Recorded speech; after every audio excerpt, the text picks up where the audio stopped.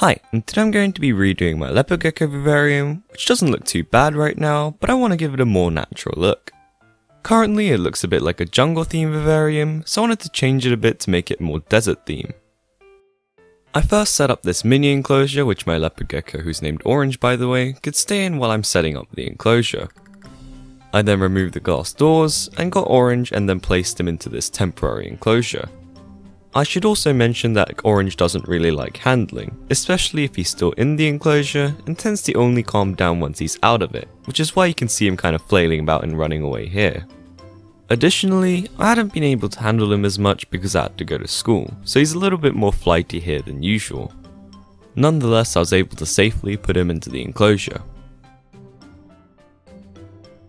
Anyway, to start off I removed all of the old hides, decor, etc.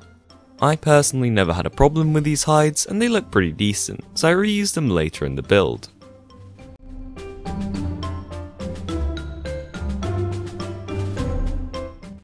Next I began the very long laborious progress of removing all of the old substrate. The substrate that you see me cleaning up here is Eco Earth. I have used Eco Earth for a really long time with my Leopard Gecko and it's been working just fine, but I thought that it doesn't look as good as some of the other substrate options out there, which is why you'll see me using something different later on in the video. While taking out the substrate, I noticed that the temporary enclosure seemed just a little bit too small for Orange.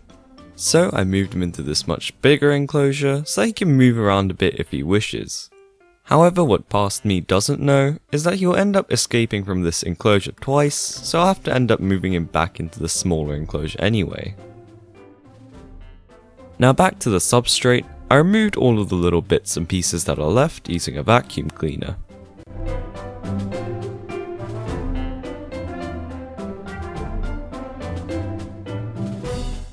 Once everything was removed, I could begin to add stuff in. I began adding in the substrate, for which I'm going to be using Leolife. Leolife is a soil and sand mixture substrate, which has been specifically made for leopard geckos.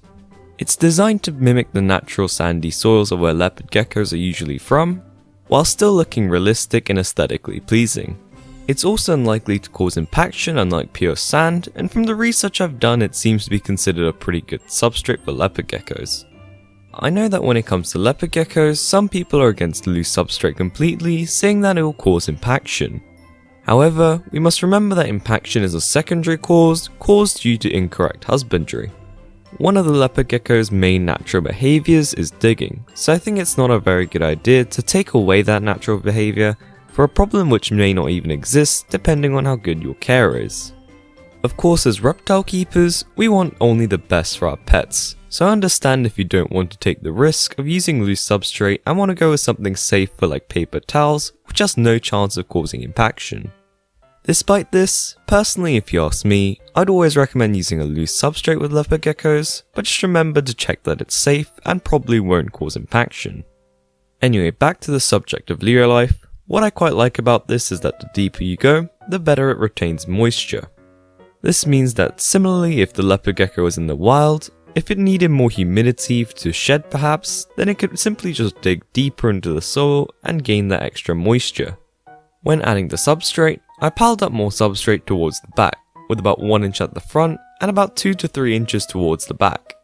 This will give Orange an area in which he can dig, and also create more depth, making the tank look more interesting. Additionally, I didn't put too much substrate where the heat mat would be, because it may overheat if I add too much, and cover it completely. Having finished adding the substrate, I then added all of the decor and heights into the Vivarium. I started off with this warm hide, which I placed in pretty much the exact same place as before. Next I placed in his humid hide, which will help assist Orange with shedding, and also give him an option to go into a more humid area if he wishes. I created the cold hide by using this cave-like piece of cork bark and placing another piece of cork bark on top of it to give it some height.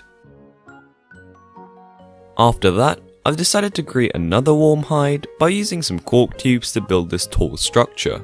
I wanted to use the height of the Vivarium a bit more because I wanted to cover up the plain wood background because I wouldn't be making a custom background or buying one either. I also added this piece of grapevine just because I thought it looked pretty cool. For the finishing touch, I got a few fake plants and just dotted them around the place.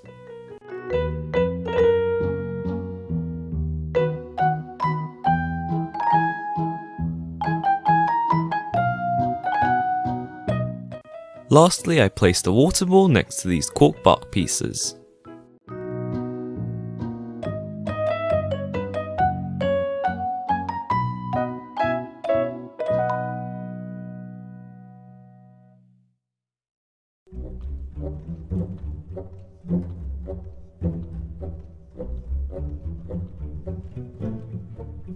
Finally, once everything was in place, I got Orange and just put him into his enclosure. I for one really enjoy the look of this new setup, and I think Orange quite likes it as well. The layout actually wasn't that different to the old design, so he seemed to be able to find his way around the place quite well. It was also quite nice to see that he did actually use the cork tube hide which I made for him on the warm end. He went around exploring for a bit, ate almost immediately on the first day, and then later settled in his humid hide. I'm now going to be showing you a few clips and end the video here. If you enjoyed the video, please like and subscribe, and thank you for watching.